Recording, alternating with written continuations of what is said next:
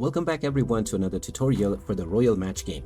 In this video, I'm going to show you how you can connect your Facebook account and sign in to the Royal Match game. So let's get started right away. When you open up the Royal Match game for the first time, you will need to complete the first level, which will take a few seconds. After completing the first level, you will gain access to this homepage.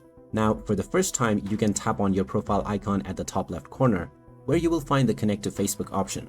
But if you chose a profile avatar instead, then to find this option, you will need to tap on the gear icon at the top right. Now tap on Save Your Progress, and then you will find the Sign In with Facebook.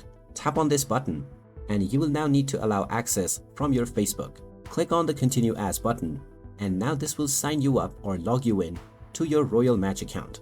After the confirmation, tap on Continue, and then you can close the settings to continue your gameplay from wherever you last left off. If you didn't already have an account before, then your current progress will be continued on within your Facebook account.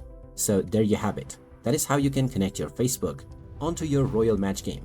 If you find this video helpful, make sure to hit that like button and subscribe for more helpful tips and tutorials. Thanks for watching, and I will see you in the next one.